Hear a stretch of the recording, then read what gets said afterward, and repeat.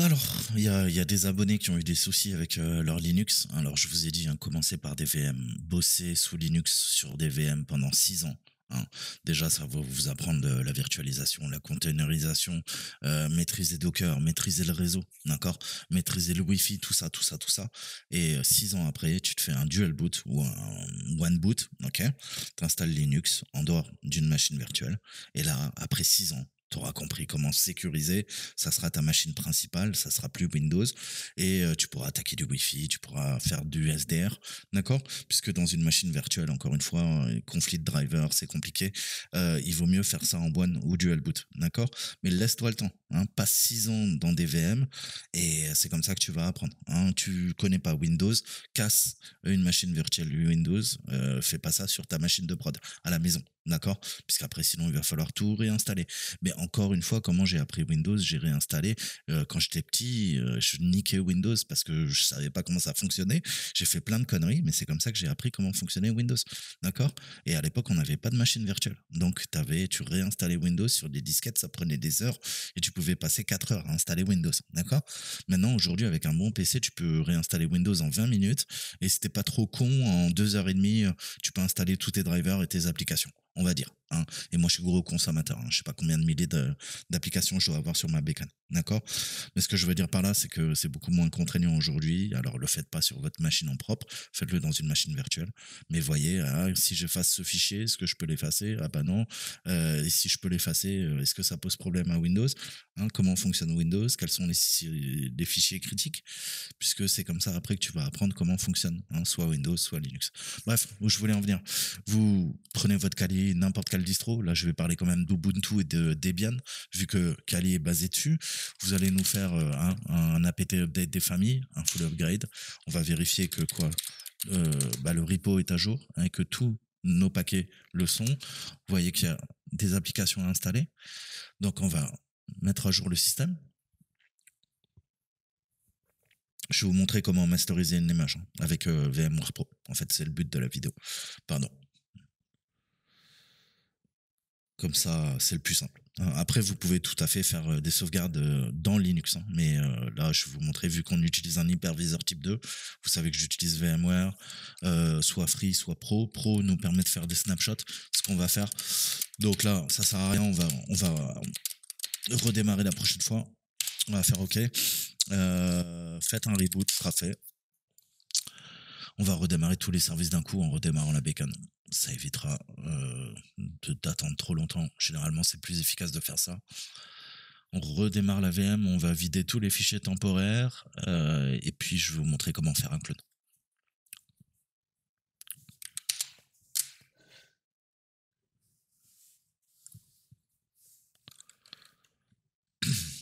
Donc vous vous connectez, hein, classiquement. Voilà.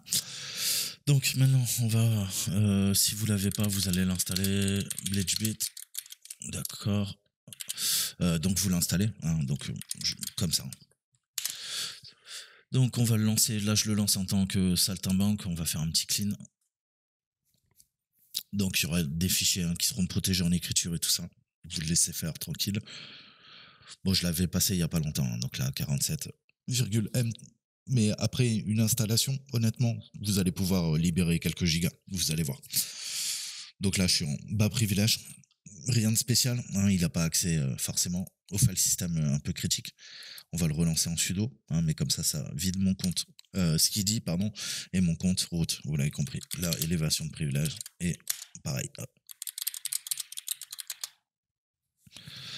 Donc là, Free Disk Space Memory, ne le faites pas, ça prend du temps. Hein, vous pouvez le faire, hein, sur une machine. Dans une VM, la memory, à la limite, ça peut le faire.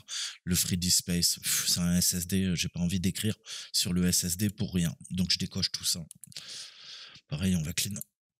Alors faites un preview pour voir les fichiers. Hein. Moi, je fais confiance. Voilà tout ce qui va effacer. Et là, on voyait, franchement, 1 giga de récupérer de fichiers secondaires. Ok. Donc on peut sortir de là. Qu'est-ce qu'on peut faire? On peut faire un BFH. D'accord. Donc on voit les différents FS, file system, hein, on voit les tailles respectives. Grosso modo, hein, si on regarde, moi mon lecteur, il est dans dev, NVMe, hein, c'est un SSD NVMe, et on voit qu'il s'appelle ON1P1, et j'ai quoi? J'ai 150 Go. Hein. Au niveau de la partition, d'accord, il y en a 42 qui sont utilisés, 97 de libre, j'utilise 31%. Et là-dedans, bah, il y a tout ça, il y a le temp, FS, c'est d'autres partitions, d'accord, on a le swap, le dev run, tout ça, tout ça, tout ça. Ok, voilà, donc là on fait un shutdown. Donc vous avez essayé de sauvegarder sur un autre disque dur, hein, le mieux c'est sur un disque dur externe. Là si je regarde, on va aller dans Edit, on va aller dans disque dur, donc c'est ok, un SSD. On va essayer de le défragmenter quand même, hein. Si c'est un SSD c'est pas utile, et on va le compresser. Surtout si vous avez un SSD, puisqu'en gros, en fait sur un disque dur, si vous compressez les données, c'est bien, vous allez gagner de l'espace disque, mais à chaque fois qu'il va falloir lire les fichiers qui sont concernés, il va falloir quoi, les décompresser à la volée. Alors décompresser à la volée avec des SSD où il y a beaucoup d'IOPS, hein, donc d'opérations, de milliards d'opérations à la seconde. Par contre, un disque dur, c'est pas capable de millions d'opérations à la seconde. Ça a des queues très courtes. Hein. Donc il y a le principe de queue pour transférer de la data. Hein, je ne vais pas rentrer dans les détails, mais les SSD ont des fils, hein, des queues beaucoup plus grandes. Donc ça permet de faire transiter des blocs, hein, de mémoire beaucoup plus rapidement.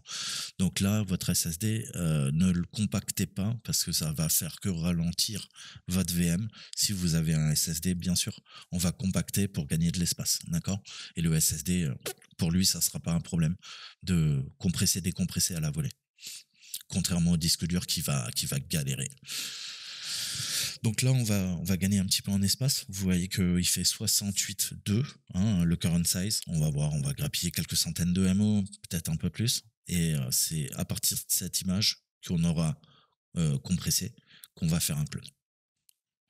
Comme ça, vous vous retrouvez avec une machine à jour, vous avez installé vos applications, fait vos réglages, la machine est propre, elle est patchée, et vous l'avez compactée et fait un clone. Et comme ça, vous avez, si jamais il y a un problème, votre ordinateur crame, vous récupérez sur un disque dur externe, ou si le disque dur claque, vous récupérez sur un autre disque dur de votre ordinateur, vous rechargez la VM dans VMware Pro, et lui, il ne verra pas la différence, ça va recharger l'état initial de la machine, tout simplement. Vous attrapez un virus, vous effacez la VM infectée, vous rechargez votre clone. Hein, c'est aussi simple que ça. Pensez à faire des clones, je sais pas, toutes les 2 semaines minimum, quoi. Même tous les 5 jours, c'est pas mal. Hein, ça prend quelques minutes, et après vous êtes tranquille, vous avez vraiment un double identique que vous pouvez recharger à n'importe quel moment, et bien sûr ça aura gardé tous vos réglages et les fichiers qui étaient enregistrés à l'époque. Donc on va le laisser terminer. Donc là il compacte 150 Go en fait, hein, ça prend du temps. C'est pas 68 parce qu'en fait le FS il fait 150, donc il est en train de recompresser, il va recalculer la capacité, on va voir ce qu'on a gagné concrètement, parce que c'est un petit peu le but.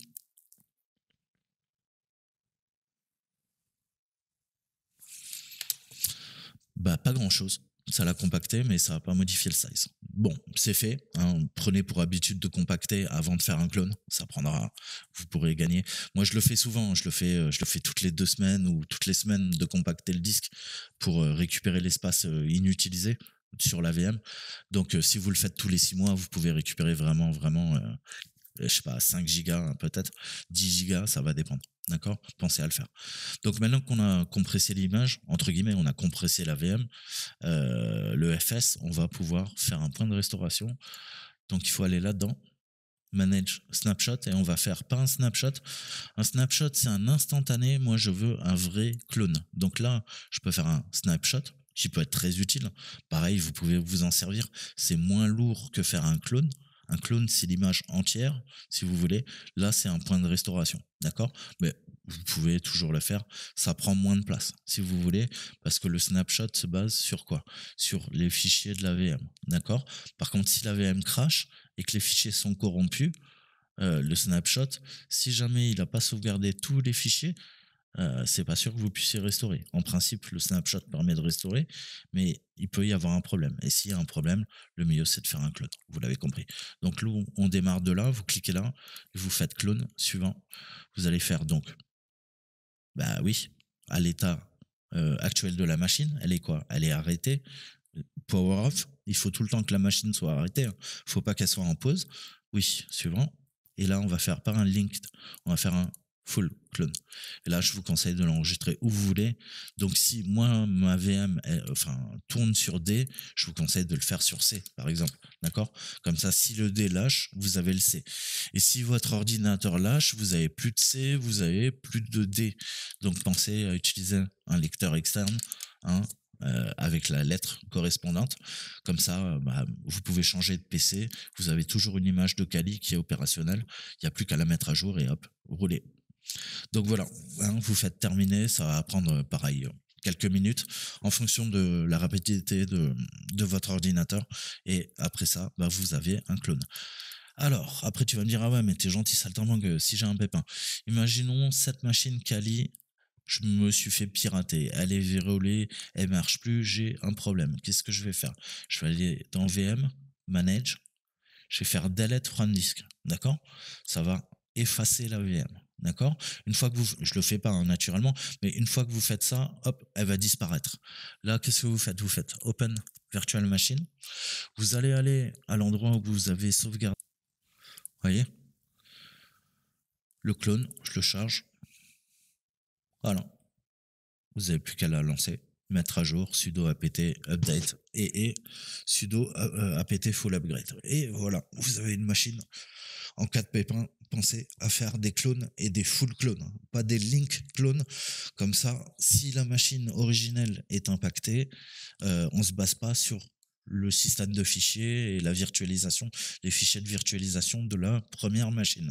Si la première machine nominale est impactée, il me faut un full clone pour pouvoir recharger l'état de la première machine. Si la deuxième machine virtuelle se base sur les fichiers de virtualisation et le système de fichiers, l'image de la première machine et que celle-ci est impactée, tu as bien compris que tu ne pourras aucunement restaurer les données via la deuxième machine et l'émulateur. D'accord? Donc c'est pour ça que je te conseille de faire des clones. Ça prend plus de place, ça prend plus de temps. Pense à faire des snapshots, bien sûr. Mais c'est comme dans Windows. Tu peux faire des points de restauration, mais ton point de restauration, ce n'est pas une sauvegarde. Soit incrémentielle, soit une full backup, comme on dit. Hein, une sauvegarde totale. Donc voilà, un point de restauration, c'est pas une sauvegarde. Bah là, c'est pareil. Un snapshot, c'est un point de restauration dans VMware et c'est pas une vraie sauvegarde où tu auras un tour clone avec tous les fichiers. Voilà. J'espère que j'ai été clair, j'espère que vous avez appris des trucs, pensez à le faire, comme ça vous évite de galérer, parce qu'on a vite fait quand on débute sur Kali ou autre, de faire des conneries, d'effacer des fichiers, de modifier des fichiers, et puis on sait plus comment revenir en arrière, d'accord? Donc pensez à faire ça souvent. Moi, je vous dis à très bientôt, ciao ciao.